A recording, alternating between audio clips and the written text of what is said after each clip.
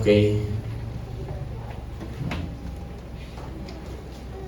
Sa pong mapagpalang araw ng Panginoon sa bawat isa. Ay, Porter. Okay. God bless you. Dalangin tayo sa ulit. Ang aming naman.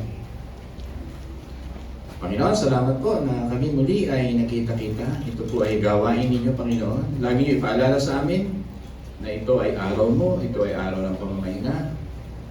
We are here in the midst of your goodwill. Kalooban mo ang mga dumalo na ginawa nila ang pinaka-kalooban mo. At ang mga taong lumalakad sa ipalooban ay hindi niyo pababayaan. Dilingatan niyo sila hanggang for eternity. Kaya lahat po ng tao na nagsasakripisyo para sa gawain ng pagtitipon ay huwag na huwag niyo kakalimutan. Ito ang aking panalangin sa kanila, Panginoon. Lahanin niyo ang kanilang mga lahi, kanilang mga angkan, mga anak, mga apo-apo, mga taong nagpapahinga sa iyo. Thank you, God, for our people who prioritize you. Kayo na nga po ang tunay na magpala sa lahat ng kanilang mga ninanais sa buhay. At ingatan niyo po patuloy ang bawat puso namin sa pakikinig sa final na ito ng aming mission series. Gabayan niyo ang bawat isa, bigyan niyo kami ng kagalakan habang nakikinig, kapahingahan habang nakikinig, anticipation habang nakikinig, expectation from your words na mayroong sasabihin habang nakikinig sa iyo. Bless your people, bless SH Church. In Jesus' name we pray. Amen. Amen. Salamat po ng marami.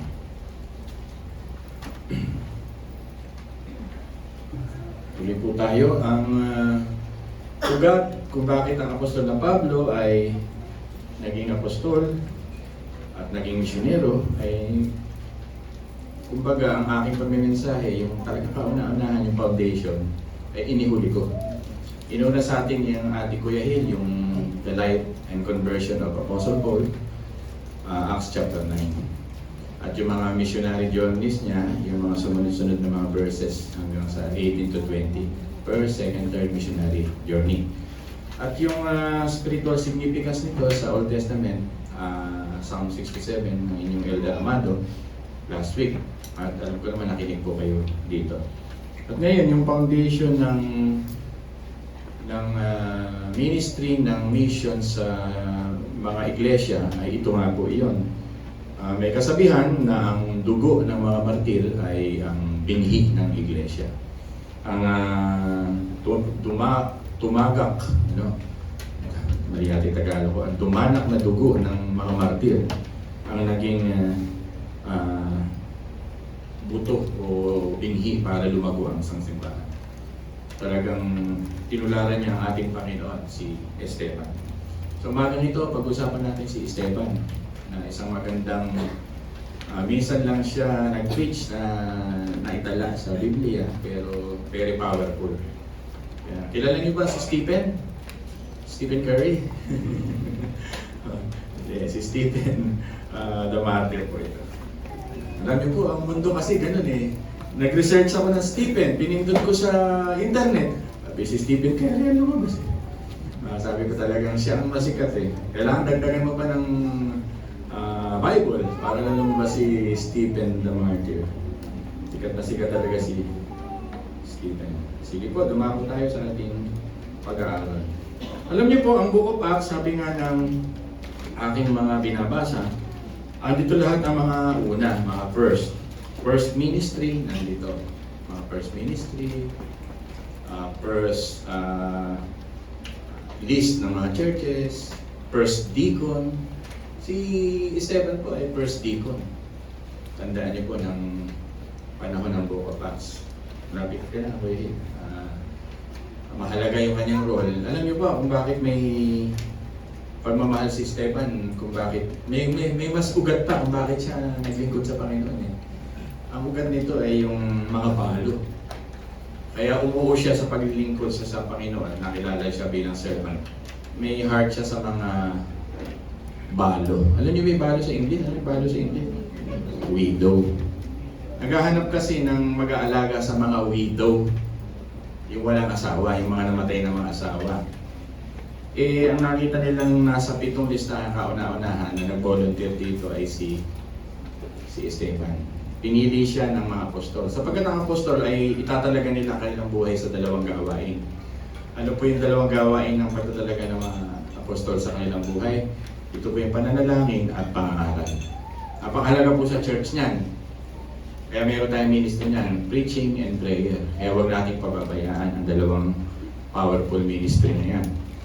Para makatutok ang mga apostol sa ministry of prayer and ministry of preaching, kailangan nila kumuha ng isang deacon na mag-aalaga sa widow. Alam niyo po, ang mga widow, sino ba widow rito? Taas ng kamay, mga walang asawa na. Si Ate Mel, si Ses, ay, joke lang. Sino-sino pa ba? Iisa lang ba? O, sino si? O, si Nanay. Sa totoo lang, kung gusto niyo pagpalain ng Diyos, nilingapin yung mga widow. Alalahanin niyo yung mga widow. Merong reflection niyan sa Old Testament na ang mga Israelita kasi ay widow at ang husband nila si God, Yahweh. At gusto ng Panginoon maipasa yun. Kasi ayaw ng Panginoon na widow ang isang tao. Ibig sabihin wala siyang kasama. Naku, kung gusto niyo pagpalain ng Diyos ay lingapin niyo talagang patuloy ang mga walang asawa. Mahalin niyo sila, bigyan niyo sila ng panahon, bigyan niyo sila ng mabuting mga bagay sa buhay. Ang Book of Acts ay dito rin pinakita ang unang paghuhukom ng Diyos sa iglesia. Acts chapter 5. Sino po yung dalawang yun? Yung nagnakaw ng pera. Ninakawan nila ng pera sa pamagitan ng lupa na pinagbentahan, hindi nila binigay sa Diyos. Sino po yung dalawang mag-asawa? Ananias at Sapphira. Galit na galit ng Diyos niyan. Ganun. Kaya nagkaroon ng judgment itong mag-asawa. Nangyayari pa rin yan sa kapanahonan natin. Pero iba na yung judgment na binibigay ng Diyos. Yan.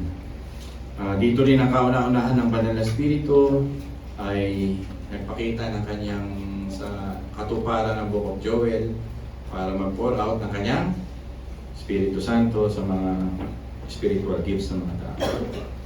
Yun po. At dito rin po yung kauna-unahang martir. At sino po yung kauna-unahang martir? Si Stephen. Kaya kung magkakaanak pa kayo sa susunod, pwede may pangalan. Maganda rin yung pangalan Stephen. Ganda po yun. First martir. Kung magkakaanak pa kami ni Candice, papangalan ko yan. Malay nyo, natatawa kayo para kayong very light ang natin ngayon. Relax lang tayo. Yan. Si Stephen po ay siya yung man of commitment, man of faith, man of prayer, man of sacrifice. Kasi talagang parang verse ni Kuya Amado, to live is Christ. Makilala niya si Kristo, to live is Christ. It's okay to die for Christ. Yun ang buhay niya. Kaya kung kinanta natin, Christ is enough. Maganda po yun. Kantahin natin mamaya.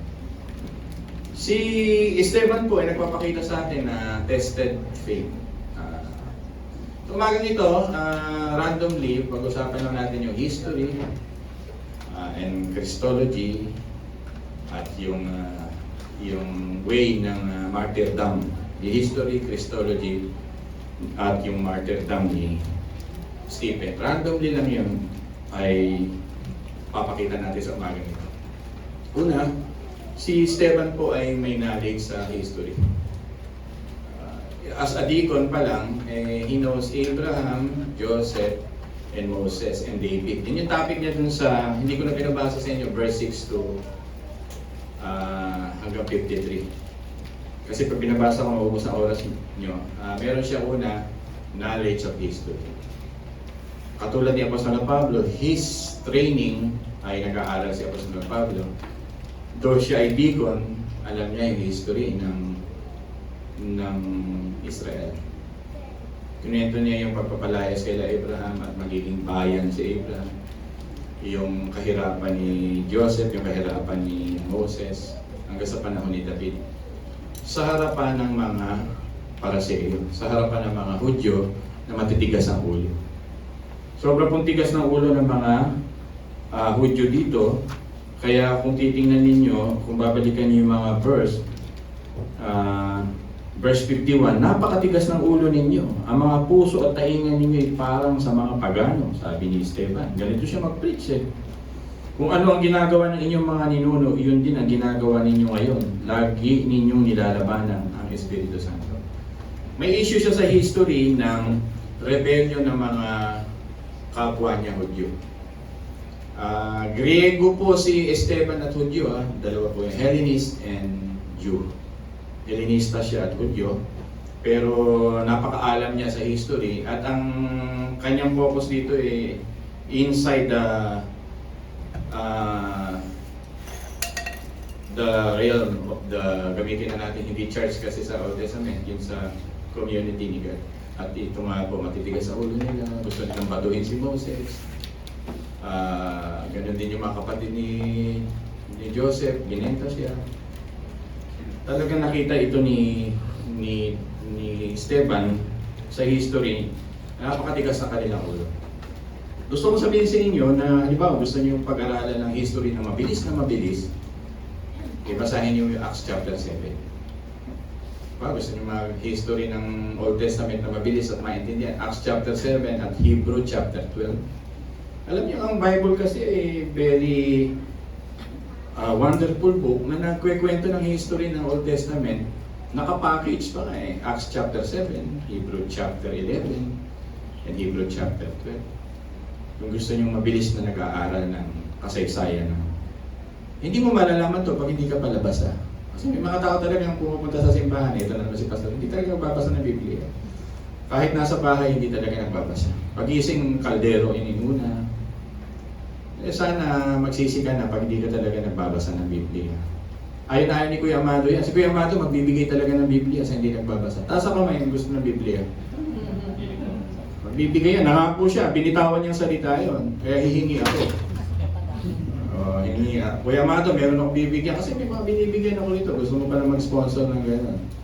Siguro once a month, bigyan mo ako ng 2, 3. Kasi may pagbibigyan ako niyan pag nag-mission ako sa paligid. Nakaka-guilty ba yun? Yung nasa church ka pero you're not reading your Bible. History yan. Naglilingkod ka sa church, ginagawa mo yung mga paglilingkod-lingkod, but you are not reading the Word of God. Hindi ka ba nahihiya sa kanila? Alam mo, ang kinalalagyan mo sa umagang ito kung sino ka. Pastor na aaral na. Sesero mo na si pastor. Diba, magaling ka sa mga ilang mga bagay-bagay sa church. Do you read your Bible? Na mayroong ilang book sa Old Testament. Exam mo yan eh. Ilang book sa Old Testament? Ilang sa New Testament? Makantahin nyo na lang, Matthew, Mark, Luke, and John, Acts, Romans, Corinthians. Honestly speaking, pwede tayo humingi ng kapatawaran sa Diyos. Sino nagbasa ng Biblia kaninang umaga? Taas ang kamay. Hindi tayo magkaibahiya, taas yung kamay. O ito, pangalawang taas. Pipikit na lang ako. Sino hindi nagbasa?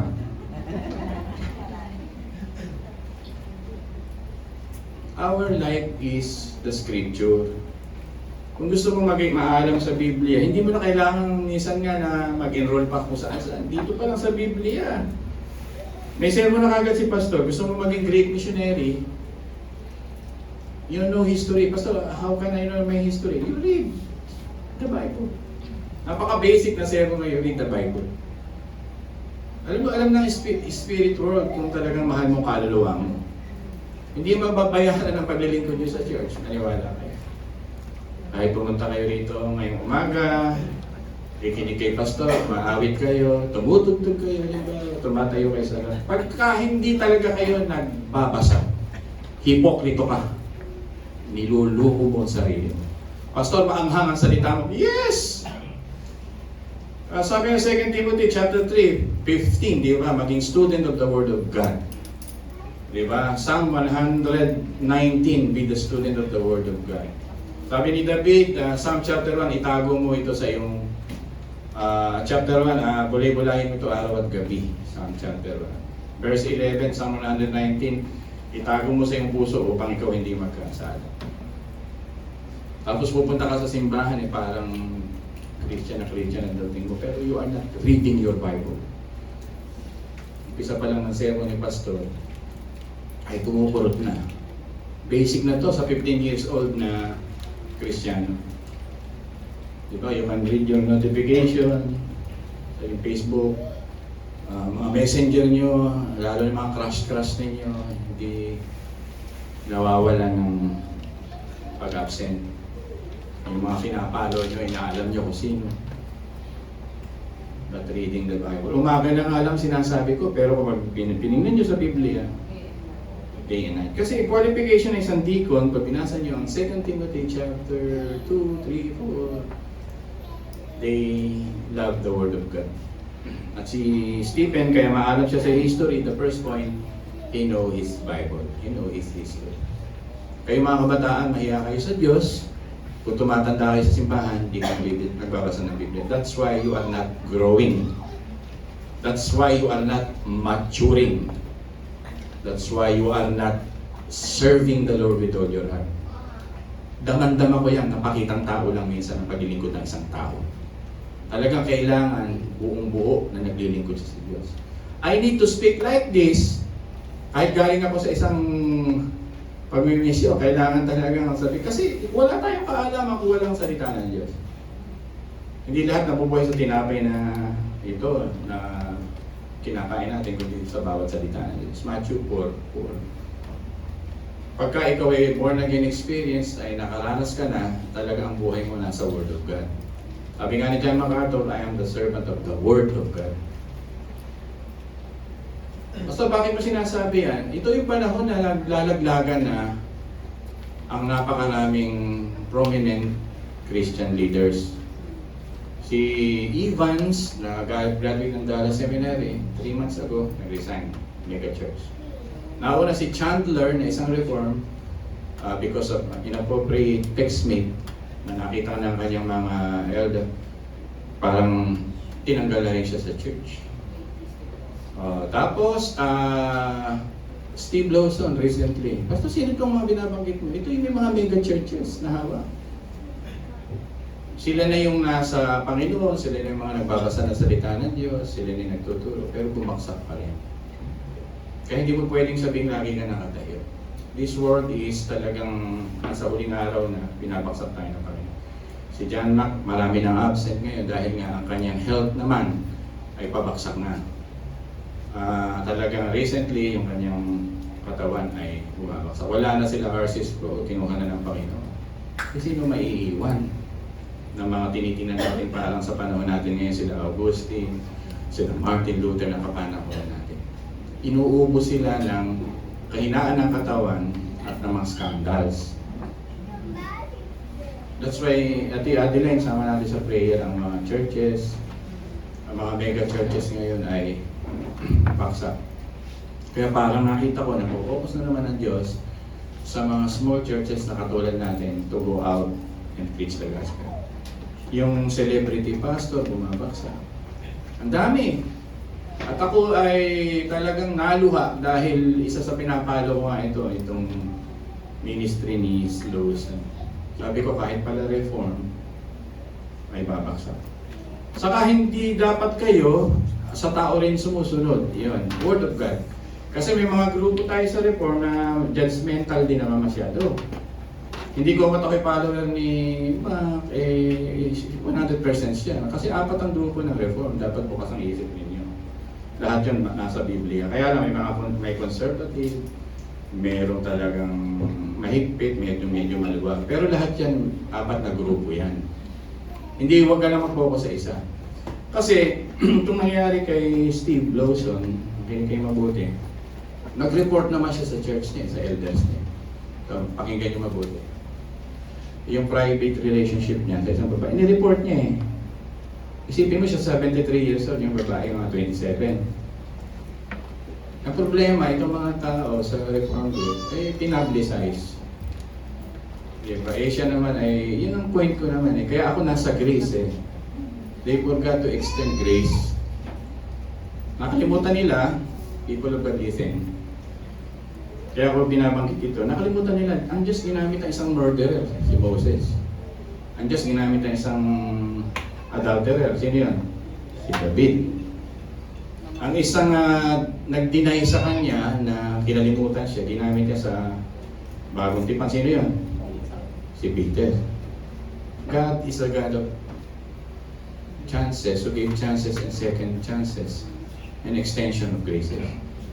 Nalulungkot ako sa Reform Group. They forgot to minister with grace. Talagang pinablicize nila yung tao. Ha? Not all the reform, pero minsan yung pinapalo ko pang mga reform. Sabi ko, basta celebrity, basta tungkol na sa mga pera-pera, sa nawawala na yung extension of grace. Hindi lahat, pag nakita nyo nag-stand na parang ay higpit, tama niya. Observe the reform without extending grace, without practicing grace, without loving the fallen people, medyo ano-ano ka na konti. Si ang Diyos natin is a very loving God. He came to this world to die for the sinners. He came to heal the sick. Kaya pag hindi natularan siya kahit sa minister dito sa iglesia, mahirap yun.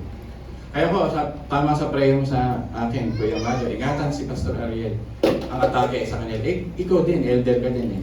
Ikaw din, Kuya Hill. Ganon din si inyong elder po. Kailangan nyo ipag-pray. Kaya lang, ang tanong ko sa inyo, halimbawa, nakita nyo halimbawa lang, ang elder Amado. Sa kanyang edad na 17, may kadate na 18 years old. Halimbawa lang. Nakita nyo, inakbayan niya. May pinuntahang hindi, natanaw ninyo, huhusgahan niyo ba agad siya? Diba, yun. Kaya kailangan, may extension of grace kakausapin. The problem of the Reform Group ngayon, mahilig sila mag-publicize because of the Facebook. Kaya ako medyo nagpaalam na dyan eh. Kasi puro show off ang maraming dyan, platform na yan. Talagang kailangan makita natin how we extend graces to people. Importante sinasabi ko, people are really sinning. Ba't ako napunta rito? Sapagkat nga ang panahon natin ay masama, na katulad na ginawa kay Esteban, na they are willing to kill for the name of religion. Katulad ng Panginoong Jesucristo, na ipapako siya dahil sa kanyang pagmamahal sa kanyang ama at pagmamahal sa mga makasalanan, si Esteban ay papatayin at babatuhin. Imagine mo ipagpatay sa kanya, may mga bato kang hawak na malalaki hanggang sa malubog ang buto mo, hanggang sa mawalan ka ng ulirat, hanggang sa ikay mamatay. For the sake of the name of God. And that is a wonderful ministry. For 1,100 years, kabisado niya ang history. Nasa history pa rin ako, ang Jewish history.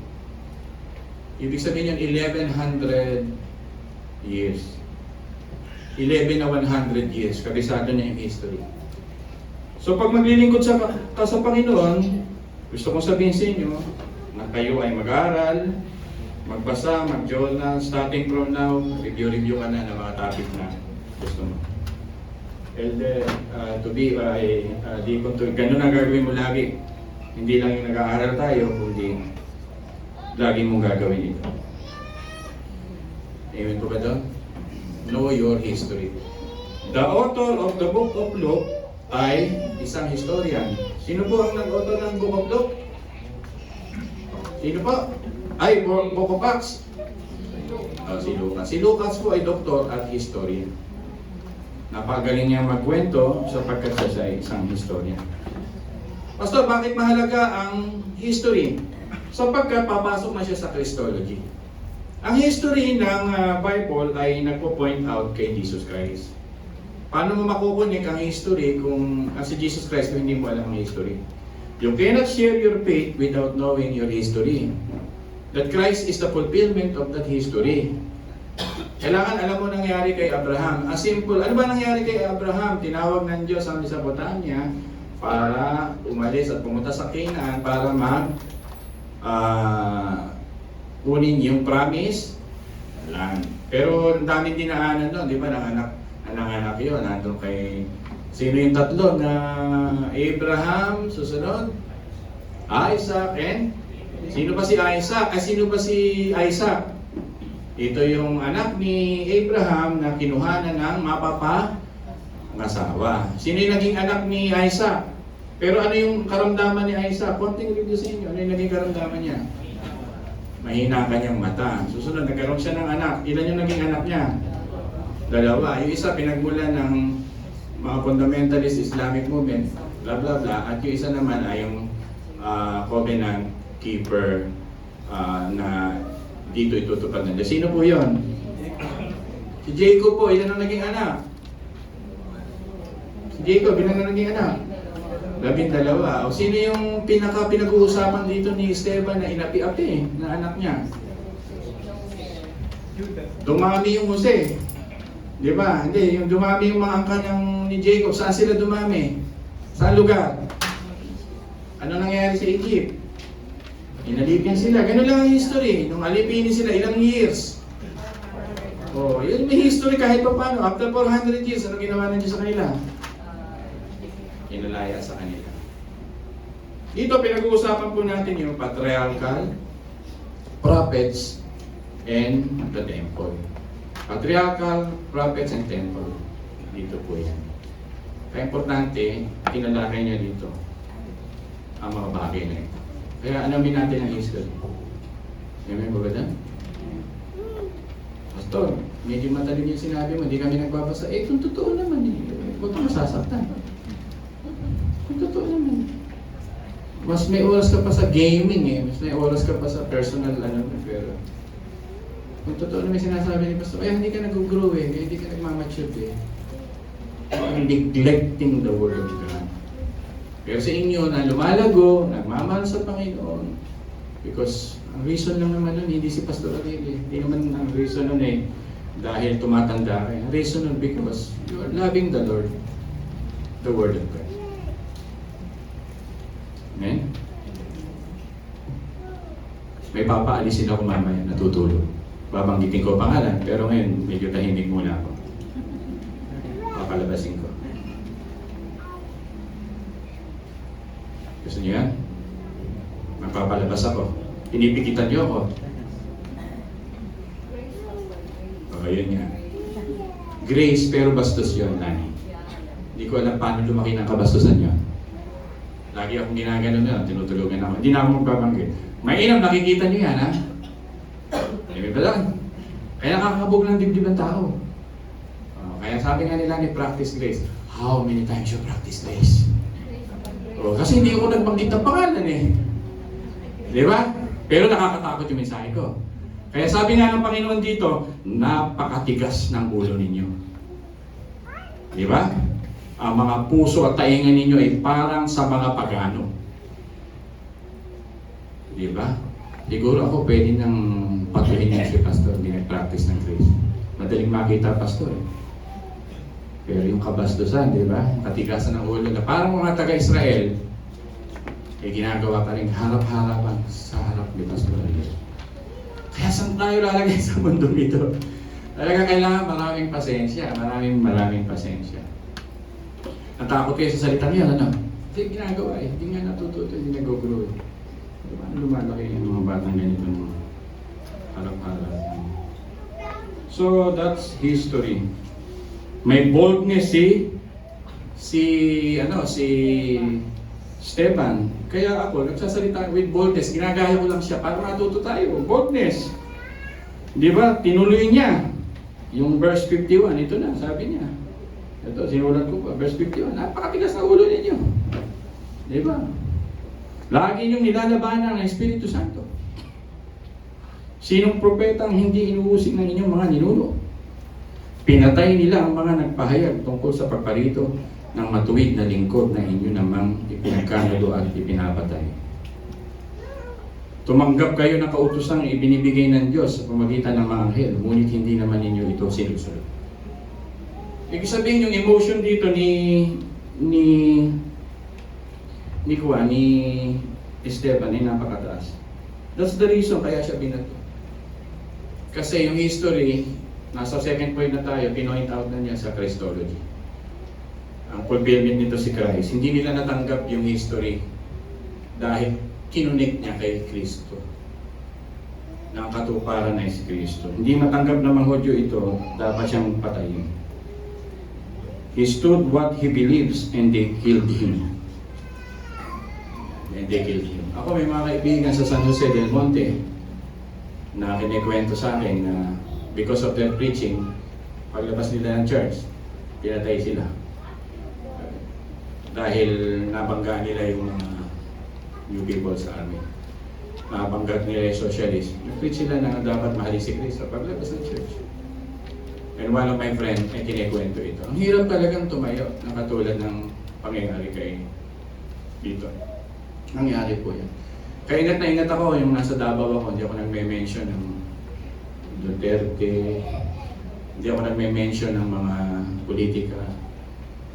Tapos ingat na ingat ako pagkakausap ko ay nag-share ako ng gospel sa follower ni Gibuloy, sa Muslim, at yung mga ilang tribal doon. Ingat na ingat, pero kailangan mong hindi ingatan yung pagkatungkol na sa kaligtasan ay nag-iisa si Kristo. Kailangan mong tumayo para doon. Naisa lamang ang daan si Kristo. Naisa lamang ang buhay na walang hanggan si Kristo, hindi ang inyong mga relihiyon. Kailangan mong tumayo doon. Nakakakaba, mga minamahal. Pero dapat natin itong gawin. Si Esteban po ay always faithful at no turning back. Alam niya yung kanyang Christology. Alam niya yung kanyang paniniwala kay Kristo. Siya ay very convinced. Paniniwala niya kay Kristo ay talagang napakalaki ng buhay niya to live is Christ. At ang paniniwala niya kay Kristo ay ang buhay niya. Kaya ito ang ginawa ni Esteban. Yun po. Nag-preach siya sa kanyang papasasalamat, thanksgiving niya, thankful for his heritage. Nag-thank you siya kay Abraham, dito yan, kay Moses, kay Joseph, at sa kanyang Panginoong Jesucristo.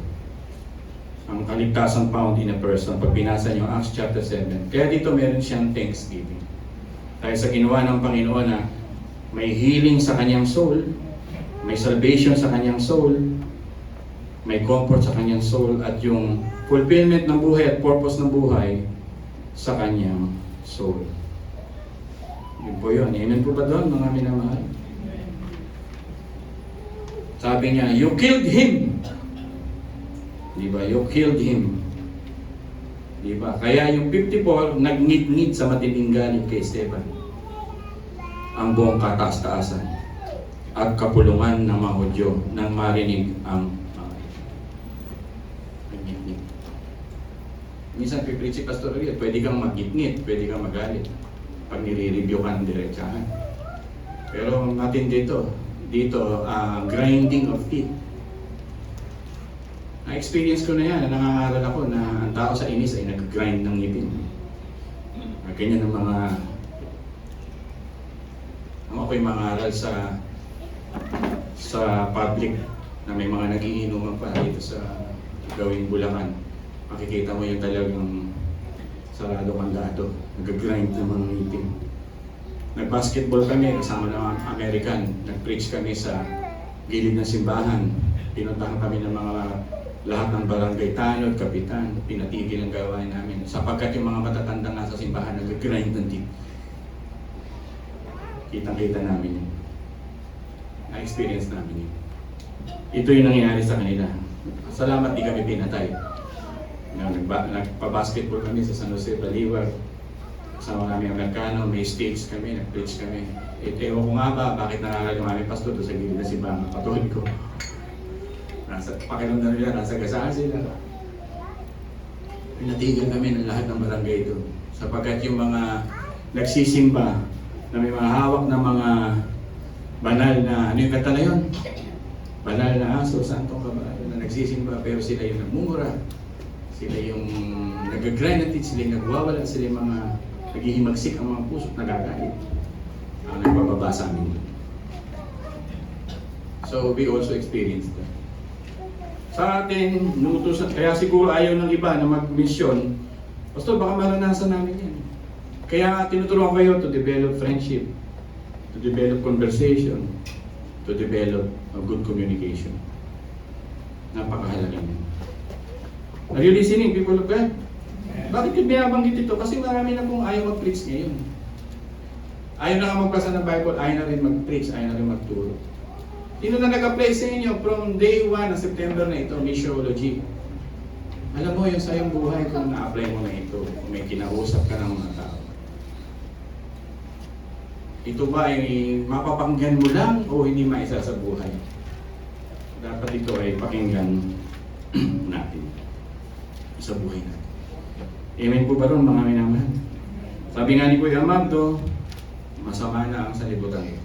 Ngayon, kung hindi ka magbibigay ng pag-asa sa mga tao, nagdadagdag tayo sa kanilang tinatawag na destinasyon ng kapahamakan. Ang pag-asa ng tao ay ang Diyos. Ang pag-asa ng tao ay ang pulpit ng ito. Mabago ang ating mga pusong lapastangan sa Diyos. Pakinggan natin ang salita ng Diyos. Ang sabi nga dito, cut to the heart. Maganda sana kung nakakatang heart mo for a change. To repent, not to rebel. Amen po ba ito? Hindi ka dapat naiinis pag tinutuwid ka, dapat nababago ka. Ganun dapat. Respond with humility. Don't respond with hostility. Respond with humility. Don't respond with hostility. Pag may nagturo sa inyo, respond with humility. Ngayon, tinatawanan na lang ng mga mangaral ngayon. Tinatawanan na lang. Hindi pa kaya nga ako. Grabe kong salita kanina eh. Pabastusan yun eh. Yung minsan yung ganyan, sa cellphone kayo nasa loob ng church, tutulog. How many times ko na-experience na hindi ako nagkikikibo? Kaya ba dapat i-brought up para hindi nagayahin ng ibang tao? Parang walang kinalalakhan. Parang naghahamong ka pag gano'n. Kaya sabi ko, kung gano'n rin lang attitude, bakit nagsimba ka pa? Diba? Nagsimba ka pa. Doon ka na lang sa bahay. Matutulog ka sa simbahan, magkikwento kayo sa simbahan. Napakasagrado nito. Binasa natin ganyan yung Psalm 29, He is the God of order.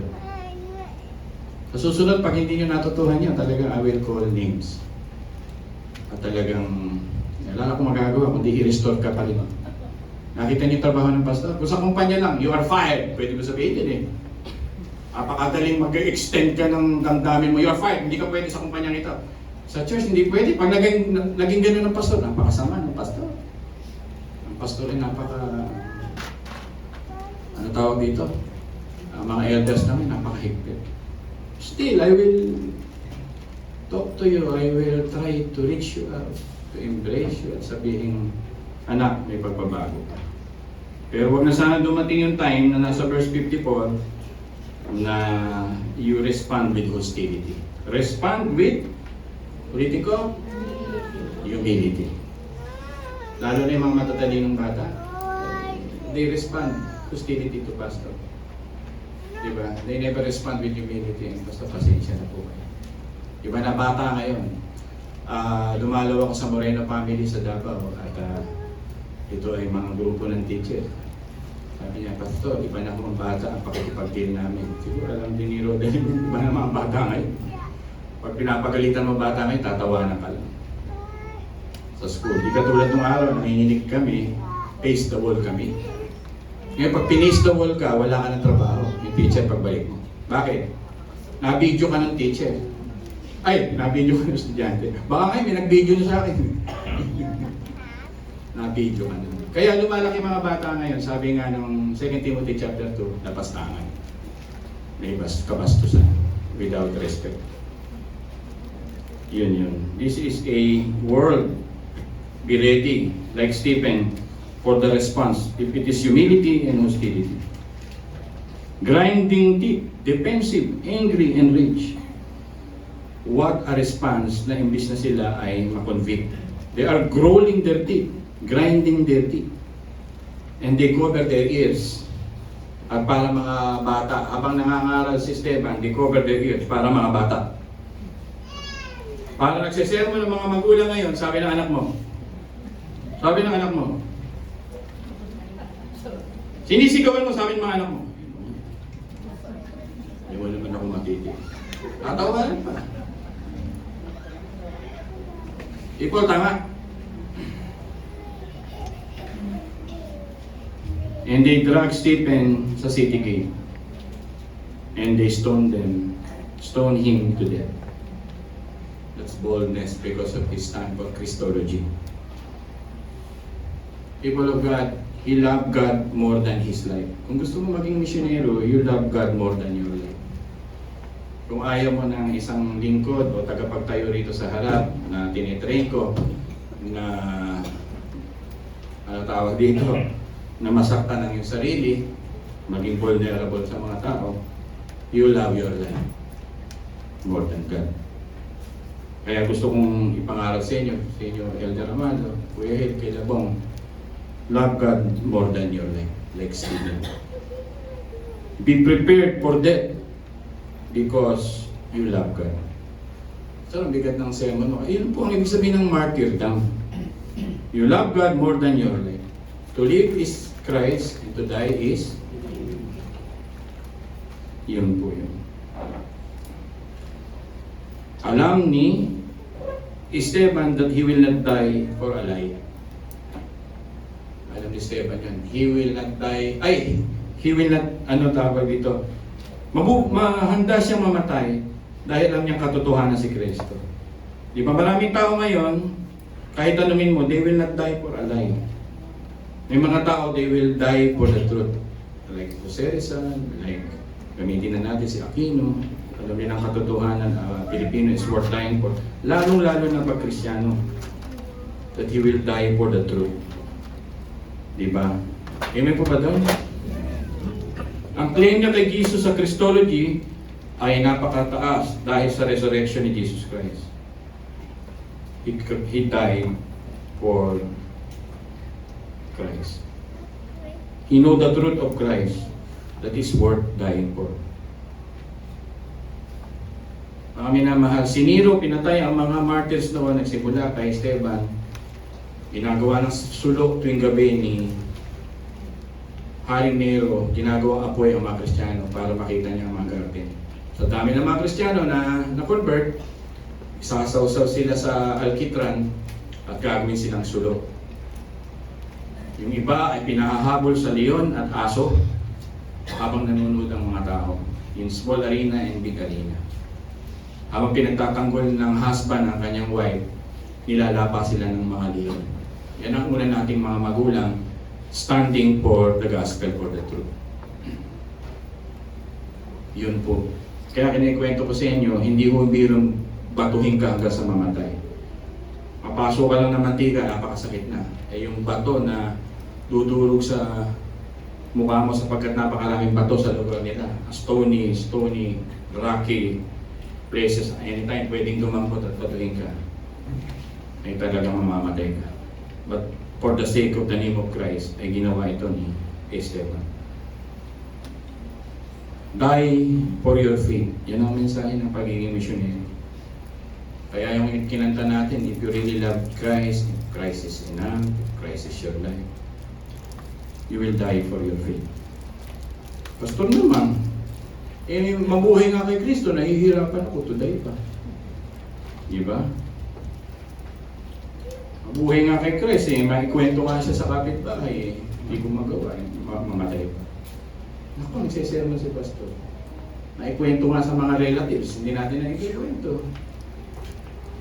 Courageously live a life for Him. Ganun din ang message. Your courage will start right now. Your courage will start today. Kung talagang mahal mo ang Panginoong Jesucristo. Sabi ng Panginoon, anak, hindi na kita gagawing martir, nagawa na ni Esteban. Mabuhay ka na lang para sa akin. Ikwento mo ako, i-transmit mo ako, ibahagi mo ako sa ibang tao na akong pag-asa ng bayang ito. Yun po. His lips, ito na yung grace. Sabi ni Esteban, Panginoon, patawarin niyo sila, hindi nila nalalaman ang kanilang ginagawa. Struggle yan ang lahat ng minister. Yung pag-extend ng grace. Struggle natin lahat yan ng mga nabubuhay minsan ng self-righteous people. We cannot extend grace. Kaya ako kung mag-aano ako sa mga member na matigas ang ulo, katulad niyan, tutulugan ka, at yun ang lagi kong iisipin, babaksak ang buhay ko. So ang kailangan mag-extend pa rin nga talaga na, Panginoon, patawarin niyo siya. Sa loob ng 10 taon, hindi po niya nalalaman, ay hindi nagawa. Pwede ko sabihin, baka kung di pa siya converted, hindi ko naman pwedeng husgahan, ang Diyos naman nakakaalam. Pero si Stephen, ganito ang heart niya.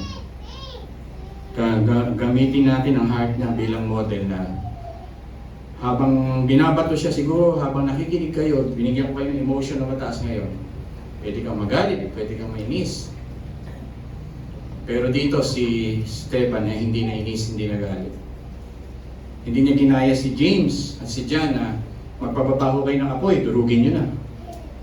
Kasi mataas ang emotion. Ang sinabi niya rito ay ang kanyang Panginoon, na nakapako sa krus ng Panginoon, patawarin sila, hindi nila nalalaman ang ginagawa. So gusto ko pa rin mag-end ang buhay ko na ganoon. At mag-end sana ang buhay niyo ng ganoon to extend grace to people. Kaya tayo sa church na ito, hindi tayo pwedeng maging legalist, self-righteous people. We give grace more and more. Abundant grace. Pasensya more and more. Pero, hindi ako nagtotolerate, hindi ako nagkukondon, hindi ako nananahimik na may gumagawa ng kasalanan. Okay lang, mabait naman kami. Katangahan yun. Kaya ang ginagawa ko ay balance graces and mercy. Pero kung maaari, abounding in grace. Kuya Hill, magiging deacon ka, malapit na katulad ni Esteban, November, kakaroon tayo ng gawain November 17. Pray natin yan. Si Kuya Mado, patuloy kayong maging people of grace sa inyo na gusto maging leader ng church. Extend graces. Ngayon po, napakahirap po noon. Pastor, paano mag-extend ng grace? Pinapatay na kami. Paano ko uwi sa bahay ng Panginoon? Patawarin niyo siya, hindi niya nalalaman na kanilang ginagawa. Di ba kadalasan sa atin ay nagpe-pray ng ill will, patayin niyo na Panginoon. Pakatigas ng ulo, Panginoon. Turuan niyo ng leksyon, Panginoon.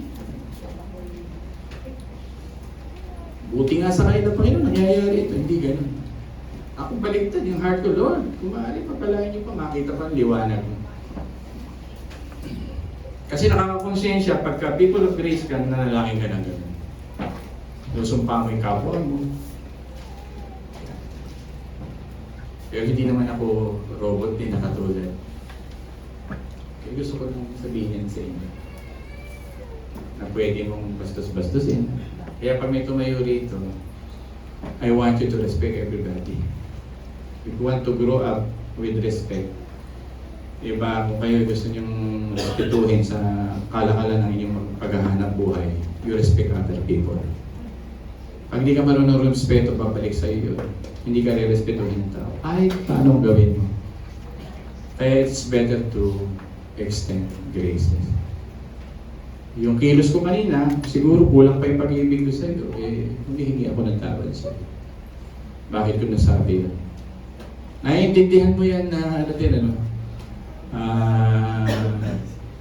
Yes, di ba? Minsan ay teacher ka, puputo ka talaga pag nagtigas na ulo ng kakabi mo. Di ba, Ate Rodalie? Bilang mga teacher. Nung araw ka, binabalik mo pa ako ng eraser eh. Hindi pala ako ipatabi.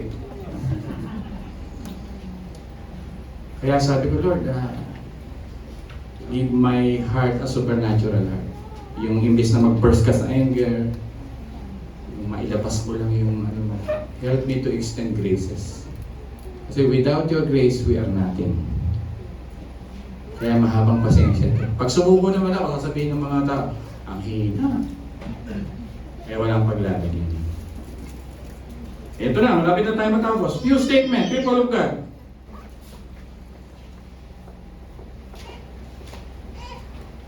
Blessed are the merciful. Have mercy on them. The final lips of Stephen. Blessed are the merciful. What a model. What a powerful ministry of grace si Stephen. A forward giving. Kaya ibig sabihin ng forgiving is a forward giving. Hindi pa sila humihingi ng tawad sa iyo at walang planong humingi ng tawad sa iyo. ay mag-forward ka na ng giving. Sabi nga ng kaibigan ko missionary sa Davao, we need to forgive because it is necessary for us. Diba, necessary ito sa ating soul. Necessary ito para tayo lumaki. Ang sinasabi rito ni Esteban, final words, people of God, I'll give them to you. Diba? I'll give them to you. A dying breath, he forgave his murderers. The truth, he saw the Lord. He is prepared and confident with the Lord na nasa langit. Sa pagbabasa niya ng Gawa 7, ano ang sabi kay Jesus Christ dito? Habang si Esteban ay bumabato, nakita niya ang Panginoon na nakaano daw po? Hindi siya nakaupo. At basahin natin, hanapin yung si Kristo, anong posisyon niya rito. Yung nakita niya sa langit, ang Panginoon. Anong verse yan? Basahin natin sabay-sabay, marami naman. Basahin nga natin, 1, 2, 3, go! Kaya sinabi niya, tingnan niyo't nakita kong bukas ang kalangitan. At ang tao ay nakatayo sa lahat ng Biblia, ang sabi ni Isaiah, Christ will sit at the right side. Ang lahat ng Biblia, ang sinasabi, Christ will sit at the right side. Yung first time na nakatayo, si Esteban na nakakita. Sa palagay niyo, bakit siya nakatayo? Ito na ako magko-close. Bakit nakatayo ang Panginoon? Ano? No. Bakit siya nakatayo? Hey, welcome siyempre mamamatay. Bakit siya nakatayo? Pag nagsushoot na si Stephen Curry, lalo na si Caitlin Clark, at pants ka, ano gagawin mo? Pag nagko-concert eh, talagang bigay na bigay ang puso mo, ano gagawin mo? Uupo tatay. Tumayo si Jesucristo at nakikita niya ang kanyang anak na misyonero. Job well done! Pumapalakpak siguro ang Panginoon dito, nag-cheer siguro ang Panginoon dito. Yan ang anak ko, willing to die for me. Yan ang Panginoon. Pagka ikaw ay naging isang misyonero, handang mabuhay para sa Kanya. Amen po ba doon? Christ is uploading people who will die for Him.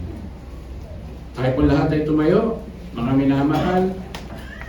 I hope may matutuan tayo. Maraming salamat din sa nagbigay ng kandila. Napakaganda. Tuwan-tuwa ako. Yan, maganda ang ating kandila. Nanalangin ako sandali habang nagpe-prepare si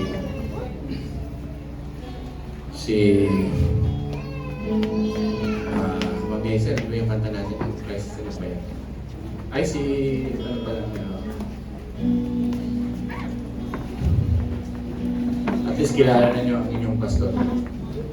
Maalaga din.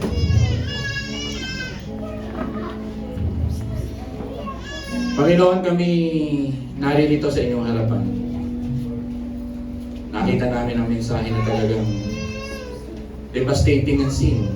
Ang sin po, ang nakita namin ay nawala ang ministry ni Steve Lowe, Trinity Church, for how many years na tinayo? Almost 4 decades. Like a balloon na colorful ang kanyang ministeryo, a colorful red balloon. In just one pop of a needle ay sumabog. Yun po yung sin. Katulad din ni Adan at ni Eva na how beautiful is the garden. The promise of care and love and embrace of God ay naroon sa garden, in just one decision to follow the devil's voice ay isinumpa ang buong sanlibutan.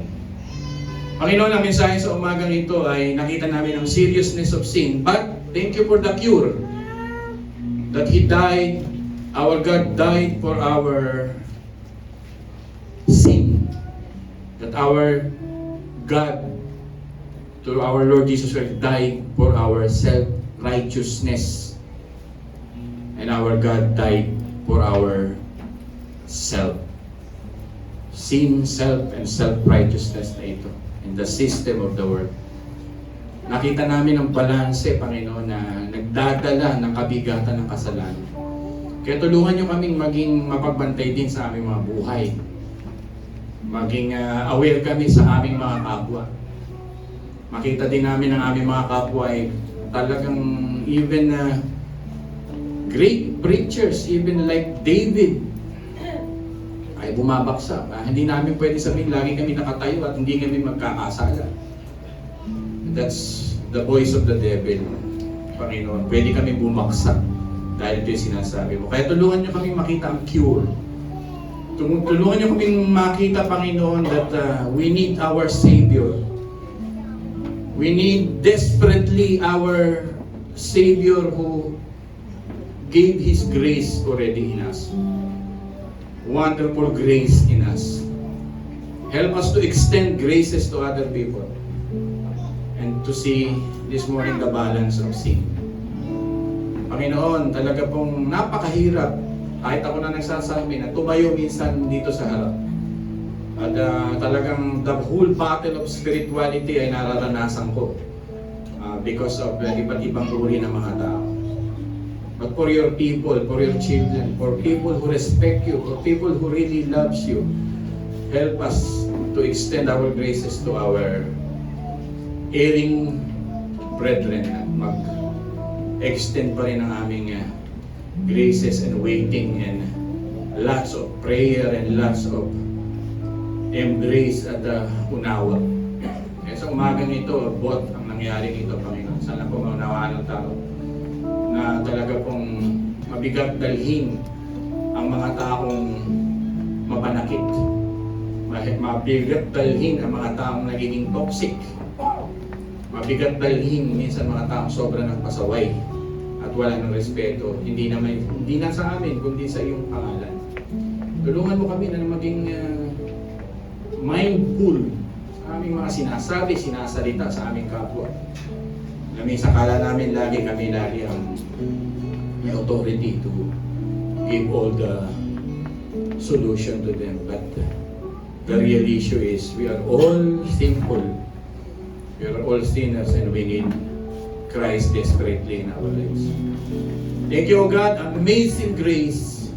Grace so amazing na binabanggit mo sa aming buhay, who saves a wretched man like us.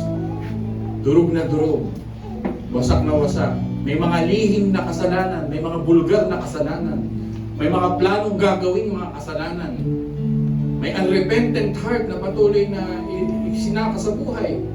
But still, you are waiting, waiting and waiting. 120 years waiting at the time of Noah para matapos itong ark para lamang makabalik ang mga tao. Panginoon, napakatyaga mo sa amin para makabalik sa inyo. Kaya tulungan nyo kami na in this short period of time sa mundong ito to be intact in your presence, in your grace. Tulungan nyo kami, Panginoon. Maging matatag kami, maging malakas kami, maging matibay kami at mapuno ng pag-ibig ang aming puso pa rin no matter what. Help us to be like you, that in the midst of sickening world, sick and dark world, you can say with full confidence that God forgive them. Hindi nila nalalaman ang kanilang gagawin. Pagbusog kami sa iyo, Panginoon, pagbusog kami sa assurance ni Christ, sa satisfaction ni Christ, sa kaligayahan kay Kristo. Masasabi din namin ang mga salitang ito katulad ni Stephen sa mga taong mundo na ito na nagkakasala. People of God, madaling mag-share minsan sa mga taong hindi kami kilala. Pero gospel application is not only for them. But gospel application is for us. For me as preacher, kailangan lumago rin lahat kami to grow higher and deeper sa gospel upang ma-extend namin ang grace na ito sa aming kasama sa bahay, sa aming kapitbahay, sa aming ka-churchmate, na talagang minsan nandito po nga mga madudugong mga labanan ng damdamin at espiritu. I am speaking of truth, reality check. At nawa Panginoon sa closing namin ng month of September ay in response to your message is humility rather than hostility.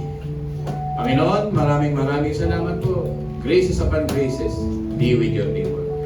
In the mighty name of Jesus we pray. Ang lahat po ay magsabi ng Amen and Amen. Awitan